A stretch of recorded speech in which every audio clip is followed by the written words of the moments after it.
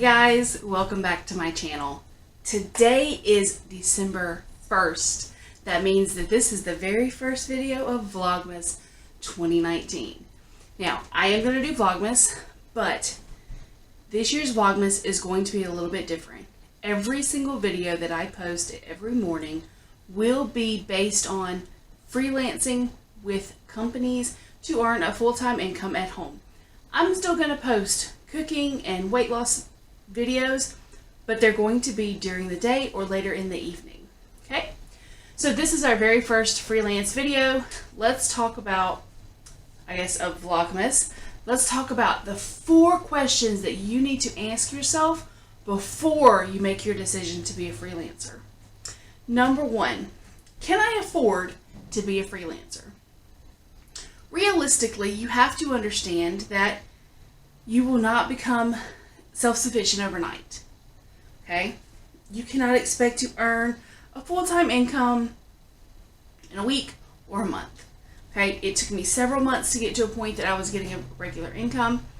I don't recommend that anyone leave a full-time job unless they need to, such as having a child, change of work life, change of home life status. That type of situation, okay? So I would not leave a salary to become a freelancer unless you know that you can afford to survive for at least a year. Okay? That's not most of us, realistically. A lot of us became freelancers because we had to in a crunch. We found a website, we started doing something. Does it work sometimes? Yes. Do I recommend it to anyone? No, because it's extremely, extremely stressful. Okay? The second question you have to ask yourself is, what is your true goal? Is your goal to be a stay-at-home parent? Is your goal to be a successful business owner? You have to sit down and evaluate what your long-term goals are. Everyone needs short-term and long-term goals. And then you have to see if a freelance career would fit into your long-term goals. If your long-term goal is to be the CEO of a multi-million-dollar company, there's a good chance that being a freelancer isn't going to be for you. Okay. Question number 3. Let's see. Looking at my notes. What do you treasure more? Freedom or stability? This is a very, very important question. This goes in line with the are you ready financially to be a freelancer? Because if you treasure being financially stable more than you treasure freedom, that's where the difference is.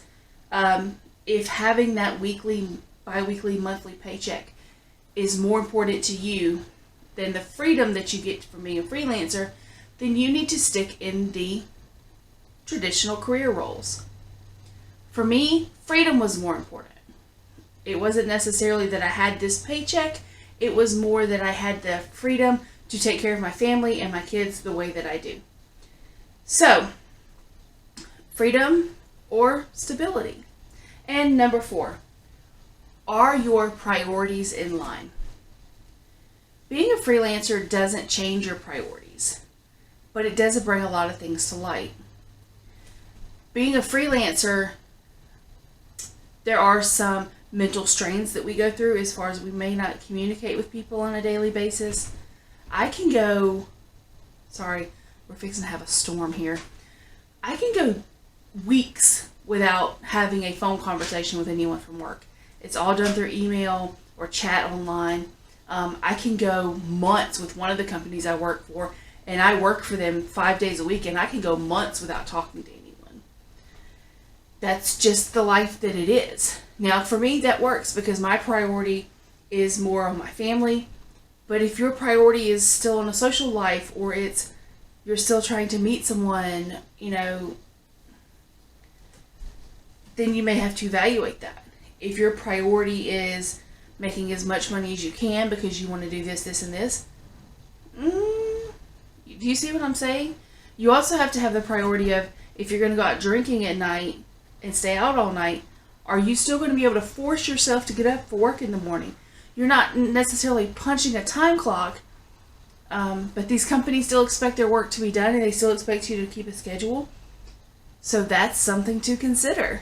And these are things that you should always think about when you're getting ready to take on any new career path, but specifically freelancing.